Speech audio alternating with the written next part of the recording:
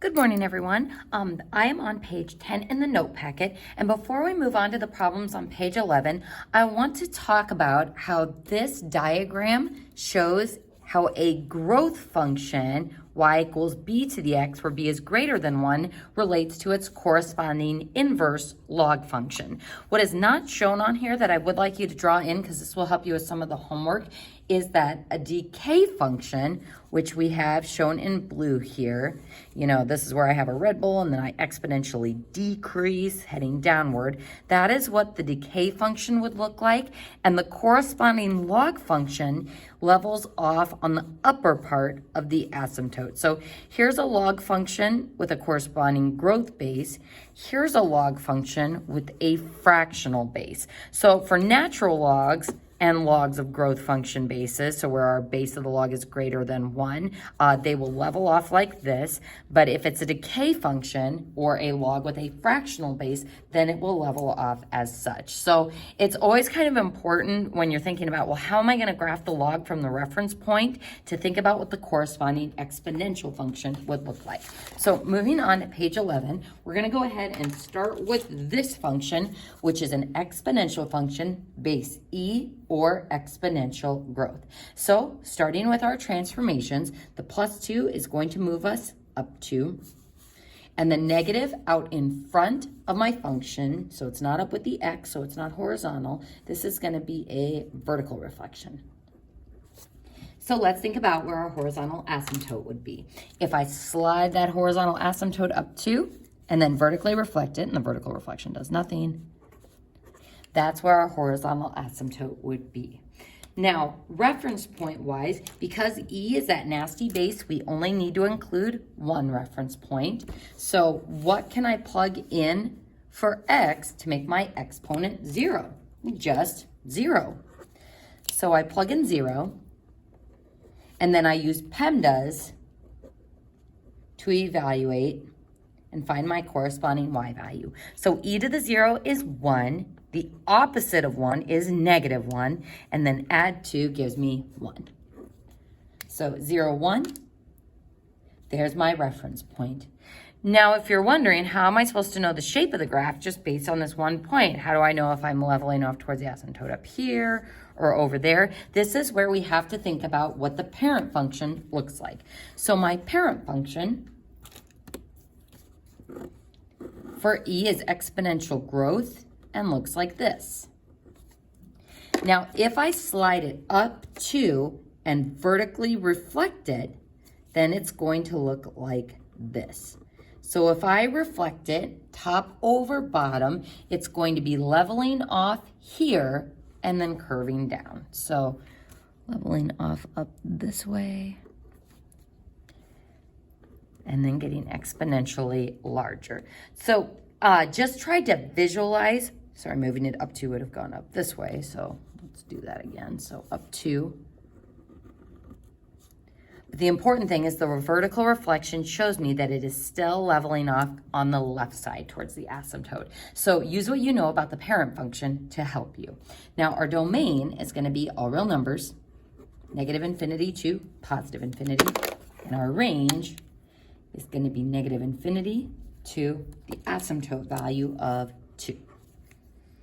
All right, folks, moving on to our next problem. What type of function is this? It is logarithmic. How do I know? Because it's got that natural log sign there. So logarithmic.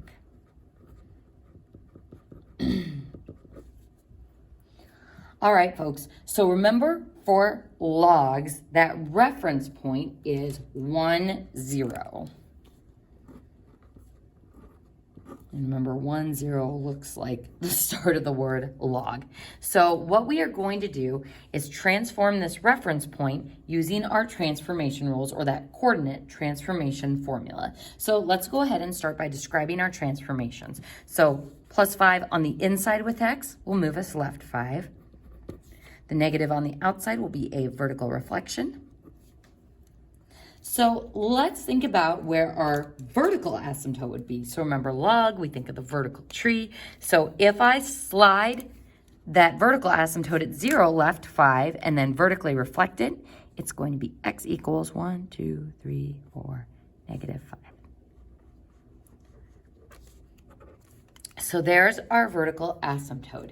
So next, to transform this point, we are going to need to write our coordinate transformation formula. So based on those transformations, the left 5 is affecting x. How do we move those x values left 5? By subtracting 5. How do we vertically reflect our y values? By taking the opposite of them. So applying this coordinate transformation formula to the point, we're going to get a new reference point of -4, 0.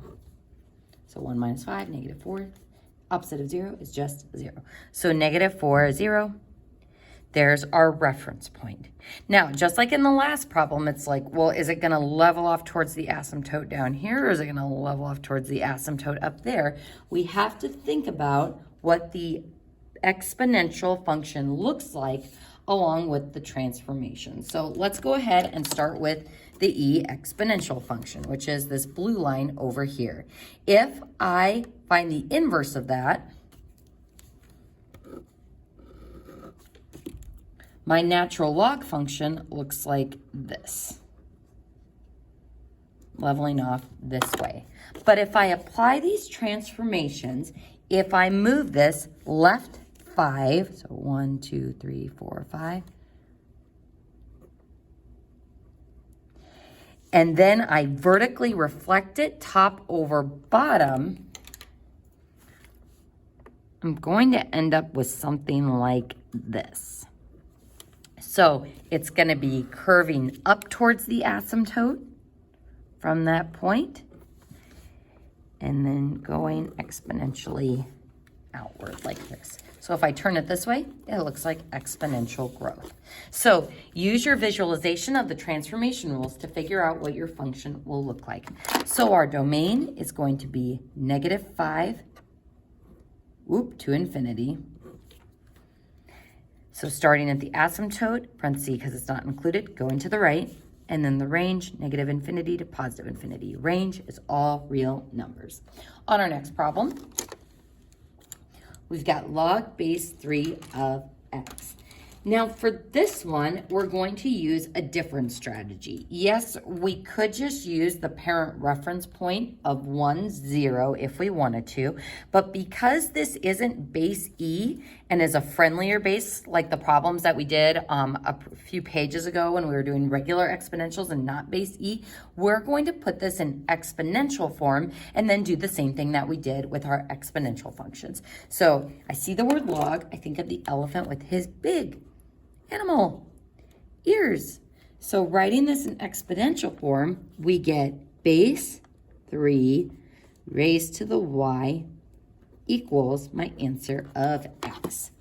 So how we are going to do the same thing that we did with our exponential functions is we are going to try to get the exponent to be equal to those easy values, -1, 0, and 1. But since my exponent is y, I am starting with the y values.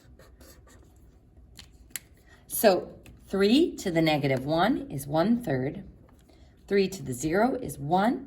3 to the first is 3. So 1/3 -1, boop, 1, 0, boop, 3, 1, 1, 2, 3, 1. And that shows me what the graph will look like. Now, let's go ahead and talk transformations for a moment. There aren't any transformations on this one. If you're like, well, what about that 3? That is just the base.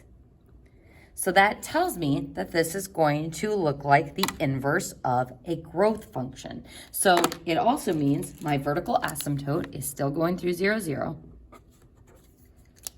and that my log function looks like this, curving towards the asymptote and going outward.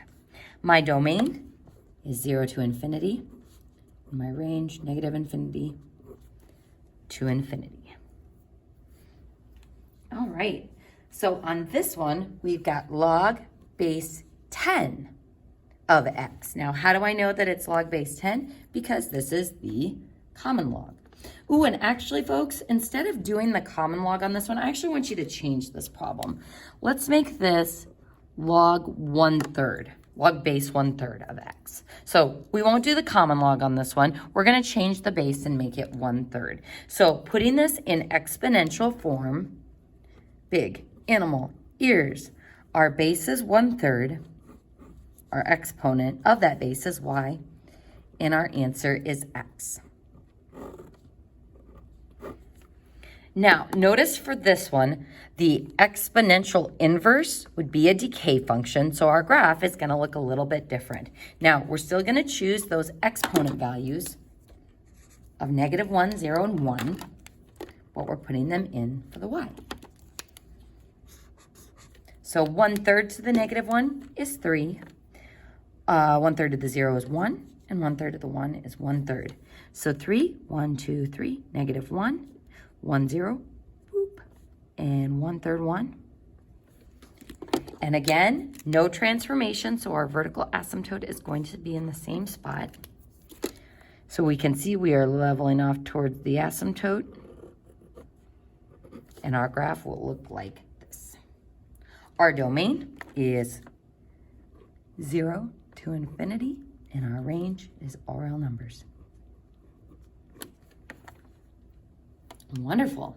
So notice that on both of these, we had that reference point of 1, 0 for our log functions, just like we had up here. So 1, 0 is the only point we can use for natural log, since we can't do that e stuff without using our calculator. But if it has a regular base, you should be able to do those easy exponential points. So let's go ahead and jump into